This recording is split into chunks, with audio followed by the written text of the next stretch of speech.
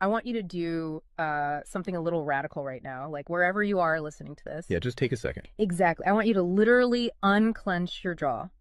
Just let it go. Drop your shoulders. Most of us don't even realize we're tensing up, Right. And look, I don't care if you just finished, a grueling 12-hour shift on the hospital ward, or if you just stepped off a loud, dusty job site. Or even if you're just mentally exhausted from staring at screens all day long. Leave it at the door. It's over. You are officially entering quiet mode. So just take a deep breath. That's the baseline we need for this. It really is. And now I want you to look at the phone sitting next to you, or maybe the smartwatch on your wrist. Every single time that screen lights up, every time it buzzes, it steals exactly 23 minutes of your life. Welcome to the deep dive. It really is a staggering number to confront when you put it like that. 23 minutes Yeah. from one buzz. Yeah, because we tend to measure interruptions in like the seconds it takes to glance at a screen, right? Whoa! We completely ignore the massive cognitive debt we incur the moment we look away from our deep work. And that cognitive debt, that is exactly the central target of our mission today. Okay, let's unpack this. We are exploring The Sovereign Architect's Guide by Chillstar 08. Specifically, episode 6, which is titled Deep Work Dynamo, How to Finish Your Week in 4 Hours. Right. And if you remember in our last deep dive, we talked about installing the drawing those boundaries and reclaiming your personal space. But clearing the space is just step one. It actually reveals a much deeper, much more intimidating problem. Yeah, the void. What are we actually supposed to be building in that silence we just fought for? Because if we don't have a blueprint, the noise of the world is just going to rush right back in to fill it. Oh, for sure. We have this natural horror of a vacuum. The second our schedule opens up even slightly, our instinct is to pack it with activity. We just have to be doing something constantly. Exactly. We are culturally conditioned to equate motion with progress. Yeah. But Chillstar 08 introduces a really brilliant distinction here. She talks about the trap of idling. I love this concept so much. Think about a car engine, right? Mm-hmm. The engine is running, the pistons are firing, it's burning through all this expensive fuel, making a ton of noise and vibration. But the car is in park. Yes, it isn't going anywhere, and that is what most of our daily quote-unquote busyness looks like. We feel incredibly productive because we are in constant motion. Right. You check a text message while you're sitting at a stoplight. Or you answer a quick email while walking from your car to the front door. You stare at a spreadsheet on your laptop while, your family dinner is sitting right in front of you, literally getting cold. And that right there is the illusion of productivity. You end your day feeling physically and mentally depleted because you were constantly doing something. So you didn't actually do anything that matters. Exactly. If you step back and evaluate your legacy, the deep, meaningful work, the art, the business strategy, the relationships. Right, the relationships that actually move your life forward. None of it progressed. You spent 8 hours idling. You were everywhere, which means you were truly nowhere. Man, that hits hard. And this brings us back to that terrifying 23-minute statistic from the research she cites. I don't want to just gloss over this. No, we definitely shouldn't. Because understanding the mechanism behind it is crucial. Why does a 5-second distraction cost us almost half an hour? It basically comes down to how our prefrontal cortex manages working memory. Your brain is not a computer processor that can just run multiple applications in parallel. Right. We can't actually multitask. Exactly. When you are doing deep work, say writing a complex proposal, your brain loads this massive fragile web of context into your working memory. Like holding all the pieces of a puzzle in your hands at once. Yes. You're holding multiple variables, ideas, tones all at once. So when your phone buzzes and you glance at a text from your partner asking about groceries, your brain is forced to execute a context switch. So it has to dump all the proposal data just to load the grocery data. It literally flushes the working memory buffer, yeah. It has to process the new rules and the emotions associated with that text message. Wow. And then when you turn back to the proposal, you cannot just pick up where you left off. Your brain has to laboriously rebuild that entire web of context from scratch. Oh, I hate that feeling. Were you just staring at the screen like, what was I even saying? Right. It has to retrieve the thread of your argument. Remember the tone you were using, recall the variables. That rebuilding process takes an average of 23 minutes of cognitive effort, And it burns a ton of energy doing that, right? massive amounts of glucose. That explains so much. I mean, that is why people hit 5 p.m. and feel physically exhausted, almost sick to their stomachs. Even if they've just been sitting in a really nice ergonomic chair all day. Exactly. They haven't been doing deep work. They've been doing cognitive gymnastics, just constantly flushing and reloading their working memory. They are burning fuel just to stay in park. So, okay, let me bring in what I like to call the transformer concept here. Because our focus is like an electrical grid. If you have, 50 browser tabs open, you are leaking energy as raw, unusable heat rather than concentrated light. That's a great way to look at it. So if we are all acting like our focus is this cheap renewable resource, how do we stop being what Chillstar '08 calls a subject to the pings of the world? I mean, how do we actually become the architect of our attention? Well, what's fascinating here is how she frames the philosophical shift we need. She says utility does not equal value.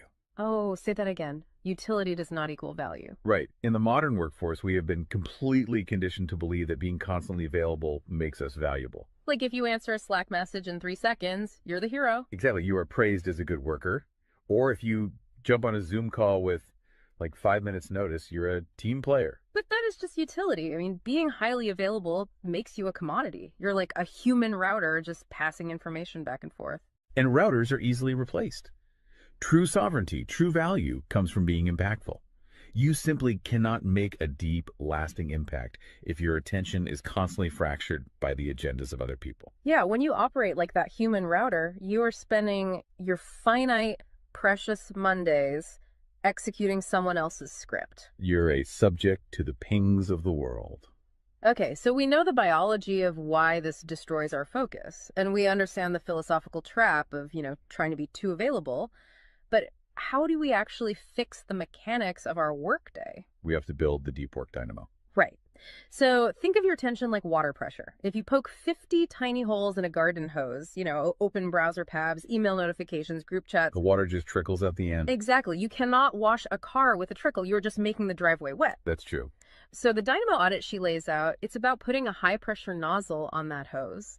It narrows the opening to create a stream powerful enough to actually blast through the dirt. And the first step in that audit is auditing the physical environment itself. She calls it analyzing your signal-to-noise ratio. Okay, so visualize your workspace right now. She asks you to determine if it is a sanctuary or a transit hub. Let's be honest. Most of us are operating in transit hubs. A transit hub is a place of constant arrival and departure. People walking by, announcements over the loudspeaker, just a blur of motion. Yeah, and you can't build a legacy in a train station. But we need to push past the basic phones are distracting advice, right? Because our listeners already know that. Oh, absolutely. Chillstar '08's rule is much more brutal than that. She says if the phone is even sitting on your desk, even face down, it is acting as a parasite on your cognitive grid. A parasite, just by being in the room. The research supports this entirely, by the way. The mere presence of a smartphone in your visual field, even if it is completely powered off, measurably reduces your cognitive capacity. Because your brain is having to actively expend energy to ignore it, right? Exactly. It is running a background process that just keeps saying, don't check the phone, don't check the phone. That is energy being actively stolen from your primary task. So sovereignty literally begins the moment you physically remove the device from the room, put it in a drawer down the hall. Close the door. Make the physical environment quiet. But okay, let's say you've done that. That doesn't stop your own brain from creating internal noise, right? Like trying to juggle 5 projects at once. How do we fix the internal wiring? That brings us to the second pillar of the audit, which is the batch wiring rule. This directly addresses the danger of switching fatigue, which we touched on with that 23-minute penalty. Right, the cognitive glucose burn. Yeah. When we attempt to multitask, like writing a creative brief, then pausing to check inventory levels, then answering 3 customer service emails. And then trying to go back to the brief. Right. We are grinding our mental gears to dust. We are switching between entirely different cognitive states. Because creative writing uses a completely different part of the brain than calculating inventory, obviously. They require entirely different operating frequencies. So the batch wiring rule dictates that you must group similar tasks together based on their cognitive load. Okay. And you do not switch the current until that specific type of work is completely done. You do all your deep analytical thinking in one high voltage And burst. then you save all your reactive administrative stuff for a separate lower voltage block later in the day. Precisely. It's all about staying in one gear. Like if you are driving up a really steep hill, you don't constantly shift between first gear and fifth gear. You lock into the gear that provides the right torque and you just ride it out. That's a perfect analogy. But okay, here's where it gets really interesting. This leads to the third pillar of the audit, and this is where I actually need to seriously push back on the source material a bit. She calls this the zero access window. Ah, yes. This is usually where the resistance starts for people. Because it sounds impossible for a normal person. She says you cannot just plan to be focused, right? You have to legally schedule it. You have to lock in one sovereign hour. Yeah, 1 hour where you are legally dead to the outside world. No boss, no family, no, hey, do you have a second for a quick question? Just you and the blueprint. It's extreme, yes. But let's do a reality check here. I mean, I see how that works for a solo digital entrepreneur or a freelance writer. But what about someone whose literal job description is to be available? Right, like an IT support specialist. Or a floor manager or a nurse on a ward or even, a parent at home with a toddler. How do they justify just vanishing? It feels like this advice only applies to a very specific, privileged type of worker. That is the most common and, frankly, the most valid hurdle to this entire system. But we really have to look at how the principle scales, and we have to look at the internal psychology of the worker. Okay, walk me through that. First, let's address the context of Chillstar '08's own life. She is not some solitary monk living on a mountain. She is a wife, a mother, and a grandmother. Oh, wow. Okay. Yeah, and she runs a luxury travel agency and a digital marketing business. Her entire professional and personal life is built around communication and client management. She probably receives hundreds of legitimate demands on her attention every single day. So she is really in the thick of it. She isn't just speaking from some ivory tower. Far from it. She implements the zero access window because of those demands, not in spite of them. Now, for the IT manager or the nurse, obviously, you cannot vanish while on active duty if your role is acute response. Right. You can't ignore a burning server or a patient monitor. Exactly. But the principle applies to the deep work surrounding the active duty, the scheduling, the charting, the strategic planning. Even in highly reactive jobs, there is legacy work that gets pushed to the margins. That makes sense. And the challenge isn't just logistical, it is deeply psychological. It's the internal guilt, isn't it? Yes, exactly. People feel like bad employees or bad parents or bad partners when they set a hard boundary. Yeah. We tie our entire self-worth to our responsiveness. We think, if I am not instantly available, I am failing them. Man, that is so true. We feel guilty for taking an hour to ourselves. But setting a zero access window is not about neglecting your family or your team. It is about condensing your high level work into massive, high impact bursts of energy so that you can actually be present later. Wow. Okay. Consider the alternative. If you don't carve out that absolute focus, you end up giving your family or your team partial fractured attention for 12 hours straight. Exactly. You are physically at the dinner table, but mentally you are drafting an email. Or you are sitting on the floor playing with your kid, but you're checking a Slack notification over their shoulder. You are trading constant low quality availability for scheduled high quality presence. It is entirely about communicating boundaries to protect the quality of the time you do give people. You tell your team, look, I am going offline for 60 minutes to finish this crucial report. If the servers literally catch fire, call this specific emergency number. Otherwise, I will address all questions at 11:00 a.m. Right. You aren't vanishing to hide. You are vanishing to get the work done efficiently so you can actually live your life. Which brings us to the ultimate why behind this entire system. Because once you fight through that guilt, once you build this 4-hour fortress, you have to know what it is all for. It's not just about becoming a hyper-efficient robot. No, because if you use these tools just to do more of your boss's busy work or to take on 3 more stressful projects, you have entirely missed the point. You are just speeding up the treadmill. If we connect this to the bigger picture, the destination we are driving toward is a concept she calls passive magnetism.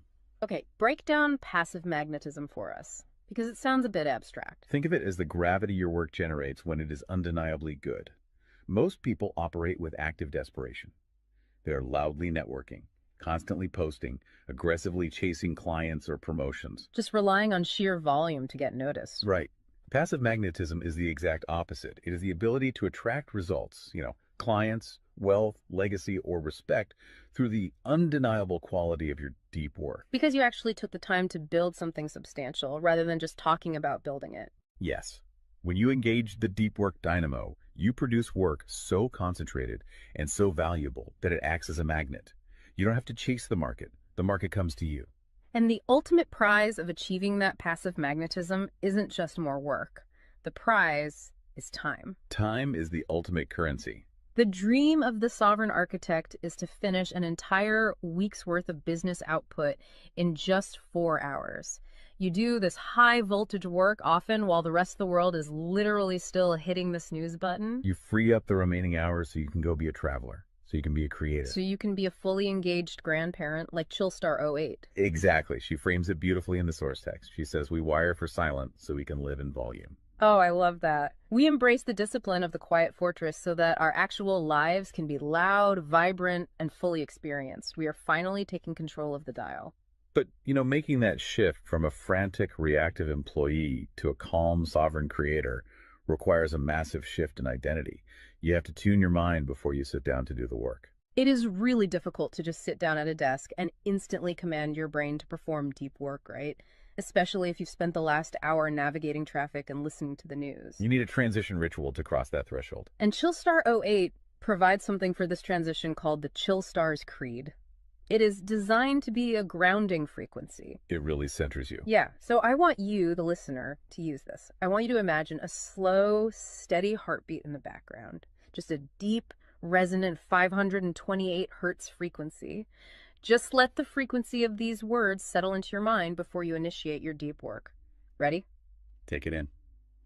I am grounded in peace. I am reaching for my stars.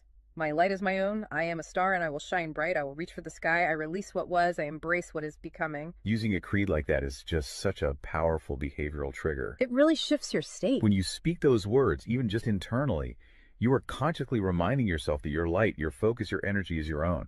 It does not belong to your inbox. This does not belong to the algorithm. Right. You are releasing the frantic energy of the morning and embracing the sovereign focus of the architect. So we always want to translate this high-level theory into ground-level reality for you. We don't want you to just listen to this and go right back to idling. Definitely not.